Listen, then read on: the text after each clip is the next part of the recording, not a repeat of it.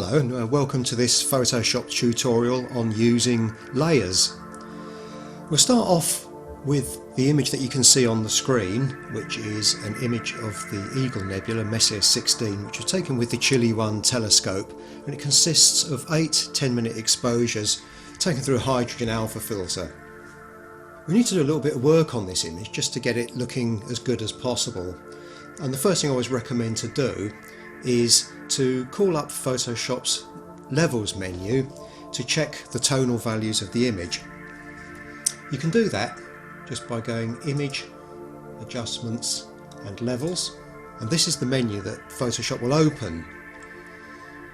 You can see there's a small gap here between the black point slider and where the histogram starts to rise, and this is an indication that the sky background levels are a little bit too bright on the image, so we can correct that quite quickly initially just by dragging the black point slider over. And as always, if you've seen my earlier tutorials, I will recommend leaving a small amount of headroom just here, which can be adjusted later on if necessary. Once that's done, we can just click on OK. I'll introduce at this point one of Photoshop's really powerful sharpening tools, which works using layers. I've got the layers menu open on the screen just here on the top right, and if you can't see it on your screen, you can access it just by going up to Window and then come down to where it says Layers and just make sure that's ticked, and then you'll see the Layers menu on the screen. At the moment we just have a single layer, that's just one image that's open at the present time. So we can start off by accessing Photoshop's high pass filter, which is a very powerful tool allowing us to improve the sharpness and contrast of an image. But rather than just opening the filter, what we have to do first of all is to actually create a duplicate layer of our image. So on the screen we can see the Eagle Nebula image. To create a duplicate layer, you just click on Layer and Duplicate Layer. It'll ask if you want to name it. For now we can just leave it as background copy, it's not too important at this point. And we'll click on OK. Now you can see in the Layers menu that our new layer has appeared above the original background layer, which is the base layer, and it's to this layer that we'll actually apply the high pass filter. Now it's always been the case that the high pass filter is kind of buried in Photoshop's menu structure, and considering what a powerful tool is, it always seems a shame because a lot of people won't actually get to know about it because it's kind of hidden. But we can access it. We come up to where it says Filter, and then we scroll down here right almost to the bottom to where it says Other, and then if you click on that or just put the cursor over that, that opens up a small sub menu just on the right, and we just move across to where it says High Pass,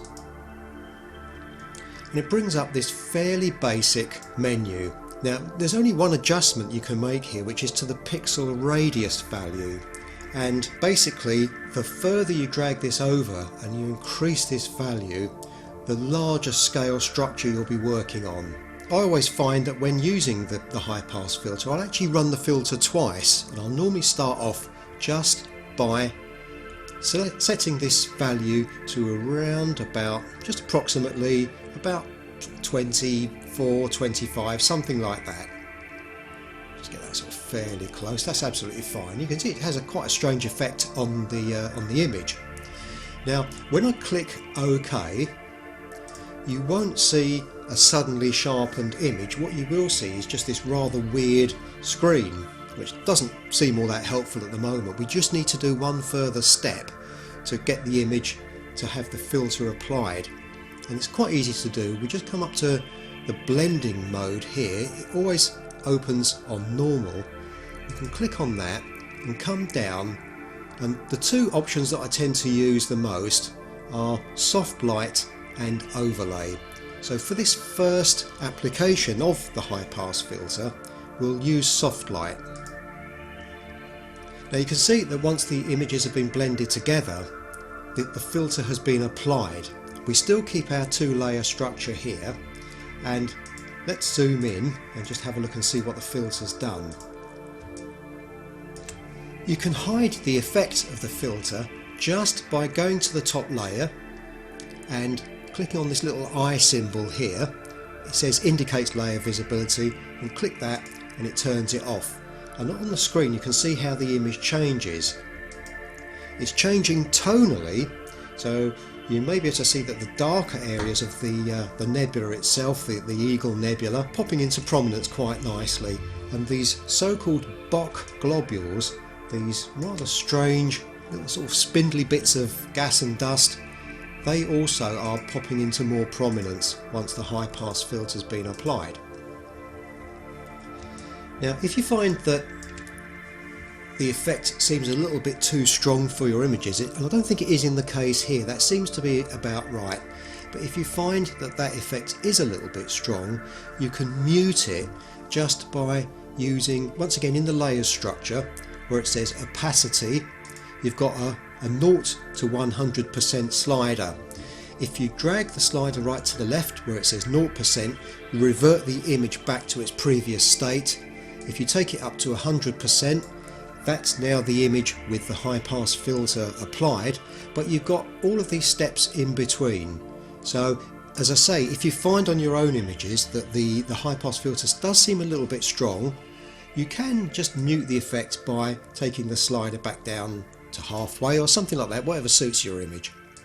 I think our 100% version looks absolutely fine at the moment. Now remember, when we first applied the high pass filter, we used a pixel value of around about 23, something like that. But what you can also do is have a second run of the filter, the high pass filter, but use a much smaller value, and what that will do, it just applies a very gentle but noticeable sharpening to the image without increasing the noise levels too much. Now I find the easiest way to do that is to actually flatten this image down into a single layer, and you can do that just under the layer menu right down here. It says flatten image, and the image has done that. It's flattened itself down and we've got the high pass filter applied to that image. So this keeps the process quite simple, just working with two layers or one image. That actually sort of works fairly well. So what we'll do this time, we're going to create a duplicate layer again, exactly the same as we did the first time. The process is exactly the same. We'll find the high pass filter one more time. Here it is. And this time we'll back the pixel radius right down to something like about 3.5, 3.6, something like that, just a fairly small number. Click on OK, and as you saw the first time round, the image doesn't change that much. What we have to do is select our blend mode, exactly the same as the first time round. This time I'll use overlay rather than soft light. It's a slightly more aggressive setting, but it's actually fine because we're just working with these low pixel values. And once that's done, you can see we can zoom in on the screen, and what I'd like to do at this stage, just zoom out a fraction, is I'll show you what the image looked like when we first opened it and applied the levels menu. And suddenly it looks a bit kind of blurred and not quite so dramatic as we've just got used to. And you compare this once again to the end result, you can see it's quite dramatic, and as we zoom out, once again just off screen, I'll revert back to the original image, and hopefully you can see that the high pass filter has really done a good job of fixing the contrast and the brightness and just making the image quite dramatic. So once you're happy with the image, we can just blend the two layers back into one as we did before. So it's layer, flatten image. And that's the high pass filter. Now let's have a look, or a closer look at this image and just see if there's any other problems. Okay, you can see there are a smattering of hot pixels left in the image. You can see a few of them up here just during the processing stage. A few of these have been left over after the calibration. We can quickly use one of Photoshop's really nice tools, which is the dust and scratches filter, to very carefully and selectively remove those hot pixels.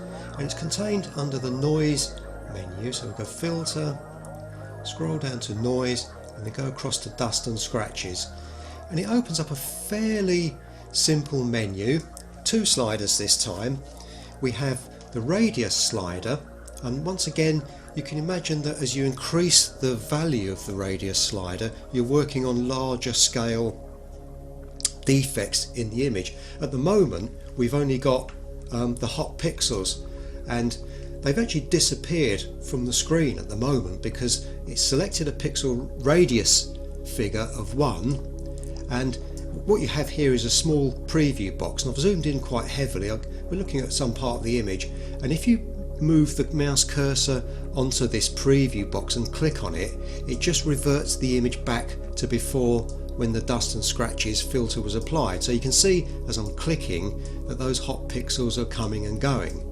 So it looks like a radius value of 1 is enough to actually remove most of those hot pixels. So that was easy. The threshold slider below that, it also allows us to fine tune the images. Now if you leave the threshold on 0, what actually happens is dust and scratches filter is applying a gentle sort of blend to the image.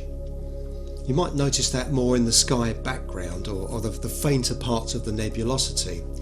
But as you move the threshold slider over, what you'll start to see is the noise levels in the background starting to increase. Now, I don't think this is adding extra noise. What it's doing is reverting the image back in terms of, for example, the sky background. We still haven't seen a reappearance of those hot pixels, so that's actually quite good. Probably if I drag this all the way over, you can see they start to reappear. So the idea of the threshold slider is, if you have to use a slightly higher radius value to get rid of these hot pixels, by adjusting the threshold slider you can kind of revert the image back to where it was in terms of the background levels. You've got a lot of control over how smooth or noisy the background is. So what I tend to do when I'm using the threshold slider, just leave it on values of around about sort of 20 or so, and with the radius slider it just depends on the noise in, the hot pixels in your own image. But between the two of these you can normally get a very good result. So let's go with that for the moment. If I click on OK, this is the image after the dust and scratches filter, and if we take it back one step, I'll just do that off screen. Hopefully you can see the hot pixels are reappearing, but you may notice that the background level actually is still about the same. So this is good. This is a nice way to work. So let's just get rid of those pixels.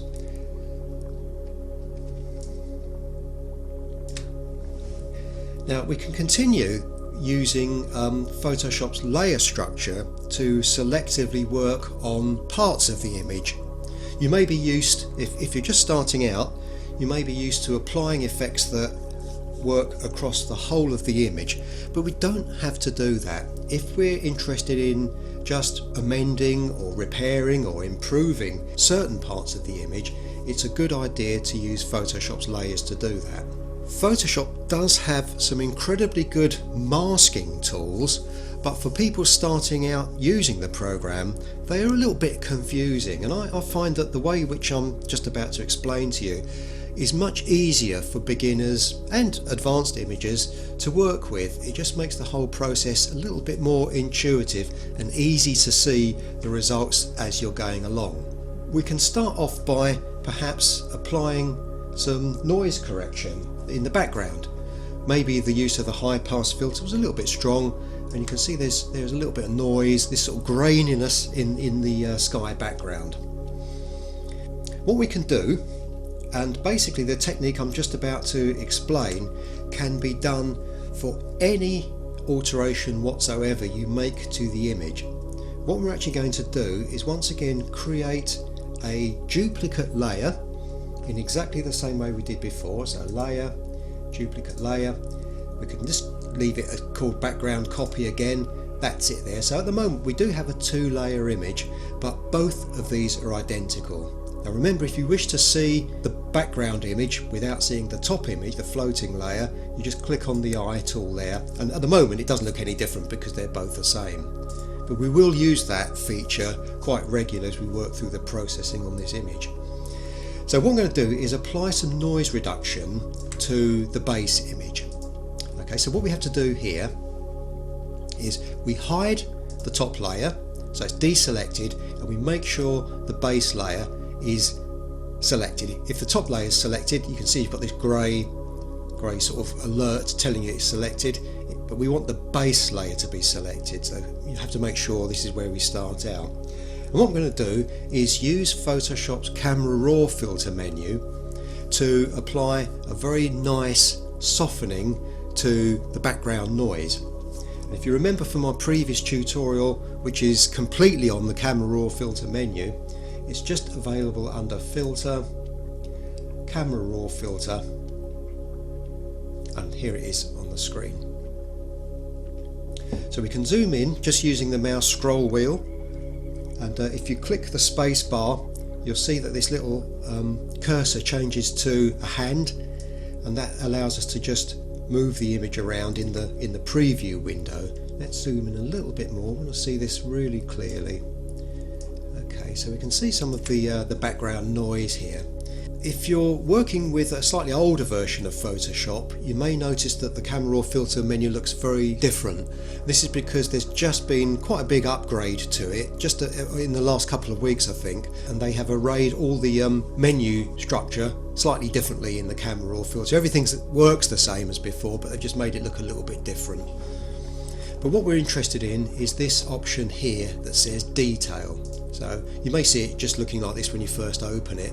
If you click on the arrow, it opens up this further processing box with a couple of options in here. What we're interested in is noise reduction, and in a general easy way you can just click on that and drag it over to the right, and you should see, particularly in these noisier parts of the image, that it's becoming a little bit smoothed out, and that's exactly what we want. You can refine that using these other sliders, but at the moment we don't really need to worry about it at the moment, so I'll just click on that to hide those again. We'll keep it fairly basic for now.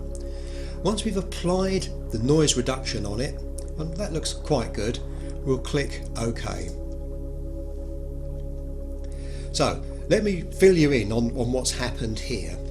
We've got two images which are identical. One is a floating layer. We've just selected the base layer, and we went into the Camera Raw filter menu, we applied noise reduction, so the base layer has the noise reduction added to it. If we now go back to the top layer and call up the eye symbol, you'll notice down here that because this layer hasn't been adjusted in any way, we're seeing it without the noise reduction. And once again, if you look at this area down here, I'll hide that and you can see the noise reduction just kicking in. All well and good. Now you might think, well, why don't we just apply the noise reduction to the whole image? Why are we bothering with the layers? Well, the answer to that is that the layers give us incredible flexibility over which part of the image in total we apply the noise reduction to. So let me demonstrate how that works. At the moment we've got the floating layer, which is the image without the noise reduction, and below it is the image with the noise reduction. What we can do is come across to Photoshop's toolbox, which is this area here with all the handy tools on, and the one here, which is the eraser tool, if we click on that, it will bring up a tool which will allow us to erase parts of this top layer so we can see through to the smoother layer underneath. So for example, if we didn't want to smooth this out at all, we can ignore it for now. We come across to the parts of the image that are the noisiest, and we can select a brush size to work on just this noisy part of the image. So then we can make that a little bit bigger, and the easiest way to do that is just to use the left and right brackets keys on the keyboard. So if I press the right bracket key, you'll see the brush size getting bigger. If we want it to get smaller, you just press the left key. And you can adjust the hardness or softness of the edge of the brush by coming into this menu up here. I'm using a fairly soft brush edge at the moment just to keep things nice and smooth, but you can experiment with that and with your own images. The final thing to mention just before we apply this effect is the opacity slider up here, which is set on 65% at the moment, is just the strength of how this brush will work. So if we set it to 65%, when I apply this brush, what it will do, it will erase the top layer, allowing us to see through to the layer underneath. In fact, I'll leave it set on 100% now, and I'll just show you how this works. So hopefully you can see that what we're doing here is just erasing the top image so we can see through to the base image below, and I'm just erasing parts of the image, notably the sky background where it is a little bit grainy, and I'll go with that for the time being. I haven't worked on the whole image. And if you look carefully, the layer menu here, you can see these areas of cross-hatching are where the image has been erased. Now generally I probably wouldn't work with 100% because it might be a little bit strong, but that brings me on to the next point, where if, for example, we wanted to work on the fainter parts of the nebula, which do tend to be a little bit more grainy and noisy than the stronger parts, as you can see here, which is very strong, what I usually do is take the brush opacity down to about around about 50%, and then when you apply it, the eraser tool isn't quite so strong. It requires several passes of the brush to soften the image as much as with the first run of 100%. And this just gives you a little bit more flexibility when you're working with parts of the nebula that we don't want to soften too much. And of course you've got total control over that. You've got any figure between 1% and 100%, so you'll just have to choose a value that works for your own images. And you can see what we're doing, just blending some of this sort of graininess out of the image. We need to be careful not to over soften the image too much, but the kind of thing we're doing here is working quite well. We're just smoothing out these noisier parts, and you will find that if you're using the Telescope Live systems, if you're working with generally small number of exposures and you're choosing to image fairly faint targets, you may find that when you stack the images together to produce your master frames, that some noise is creeping in, so you may find it useful to just use this technique.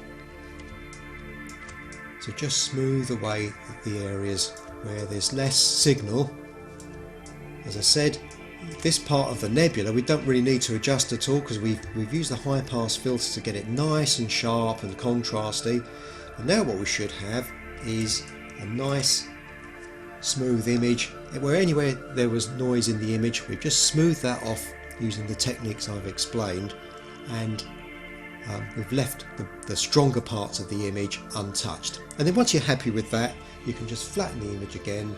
So just go layer, flatten the image, and then you can save that as another variant of your earlier image. And I always recommend, as you're working through image processing stages, just resave the image using a different name. For example, on this one I'd call it something like M16 Pro 1, and then when I applied the high pass filter I'd resave that and call it Pro 2 or something like Pro 3. I sometimes end up with about 10 different versions of the same image, and it's useful for going back and looking at the earlier stages. You can always step back to any of those earlier models and just make any further adjustments if necessary. It's a good safe way of working to have your sort of processing backed up. We can also use the layer structure to tonally adjust our images. We've applied sharpening, we've applied smoothing, and got the best of both worlds on the image.